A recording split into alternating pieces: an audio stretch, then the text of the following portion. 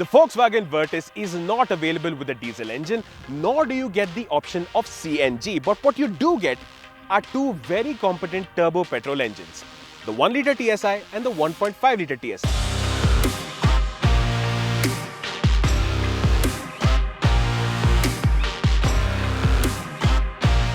Now on paper, the technical difference is a matter of one extra cylinder, one extra gear, a Royal Enfield's worth of added displacement, and of course, the increased grunt that comes with that.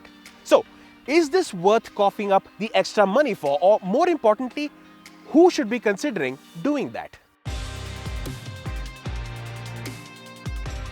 Now, unlike the Skoda Slavia, its cousin that gets the same powertrain options, the Virtus doesn't expect you to take a perverted look at its undercarriage to tell the bigger engine apart. The GT treatment or the G treatment is exclusive to the 1.5 TSI, so the black alloy wheels, the red brake calipers, the black lip spoiler, the contrast painted roof, and all of that GT badging will only be seen with the bigger engine. The Virtus's packaging splits the car into two lines: Performance or GT line for the 1.5 and Dynamic line for the 1 litre. The GT gets a darker interior theme courtesy the black seat upholstery versus the Dynamic line's beige and black, GT exclusive red contrast stitching and metal finish pedals, red ambient lighting versus the Dynamic line's white, and red theme for the infotainment screen and digital cluster versus the Dynamic line's blue.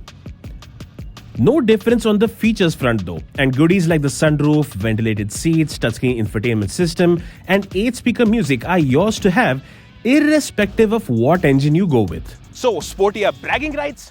That's for sure, but does it handle sportier too?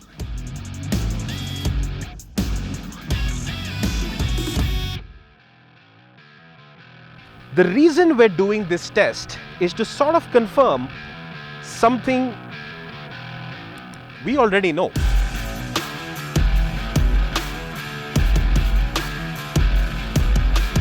You see, while the Virtus GT line looks more boy racery, it isn't set up to handle in a sportier fashion than the 1 litre TSI. It isn't riding any lower, the suspension isn't any stiffer, the steering doesn't behave any differently either.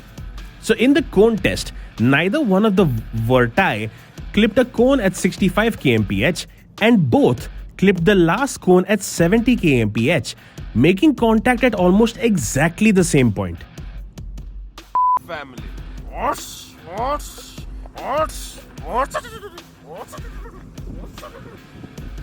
Where it does have the enthusiast's edge is in performance. In our 0 to 100 kmph test, the Virtus 1.5 is just over 2 seconds quicker than the 1 litre engine. Similarly, the bigger engine has more punch to offer during overtakes, being quicker in roll-on acceleration too, where the gap between the two is even smaller. So, the 1.5 litre petrol engine is better than the 1 litre engine. Captain Obvious to the rescue, right? But the important distinction to make here is that standalone, the 1 litre engine is still a very strong performer, and it's never going to feel lacking for performance whether you're driving in the city or cruising out on the highway. Even in terms of refinement, sure, you can tell that this is a 3-cylinder engine, but it doesn't sound crude, unrefined, or agricultural in any sense. What you'll find as a benefit with the 1.5 litre engine is that you get that extra bit of finesse.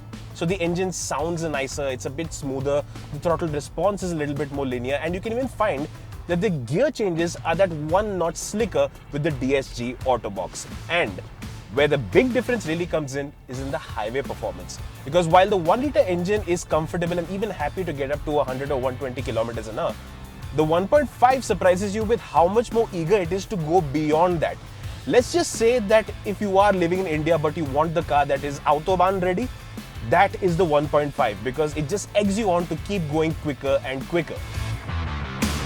With the bigger engine out on the highway, you almost need to monitor your driving a bit more because you have to work to keep it under 100 kilometers an hour. But leave all that data aside, in the real world conditions, it's not like the bigger engine feels like a completely different animal in comparison to the 1 litre motor, because even when you absolutely pin the throttle, sure, it sounds nicer, it feels more ready to be pushed, especially to the higher revs, but it's not like things have been turned up to DEFCON 1 and you're thrown back into your seat and you can't handle the G-forces or something, or like the 1 litre and 1.5 are going to feel like two motors that belong to completely different planets, because VW just got their baseline right by making the 1-liter engine as competent as it is. But while it is the smaller engine, it's the 1.5 that proves to be more fuel efficient in city or on the highway. That extra 7th gear helps it cruise in an oh so relaxed manner, but it's the 1.5 cylinder deactivation tech that helps clip the bigger engine's thrust further. The difference in tank range may not be night and day, but it's interesting to experience the 1.5 superior efficiency even though it's the engine with more grunt to offer. An inference we also made when we compared the Skoda Kushaqs running the same powertrain combos. So, I'd put it this way. The 1.5 litre engine is not the engine that you'd want, just the one that you'd want more. Because in the real world, the performance gap between the two engines isn't enough to have you walking away from the 1 litre TSI. And choosing the bigger engine is a function of wanting it, not needing it. In my books, the 1.5 is the engine of choice for people who already own turbo DSG vehicles from the Skoda VW family, because in comparison to those cars, the 1 litre TSI is not going to feel like an upgrade in terms of performance. Polo GT TSI, Vento TSI, Vento Diesel DSG and the like. And the 1.5 is also worth a stretch if you plan to do a lot of extensive highway driving. Now, is it a lot of money for that bit extra? Yes, it is. And ultimately, the decision to get the bigger engine is going to be one that's emotional. And those emotions will decide if that extra cash seems rational or ridiculous.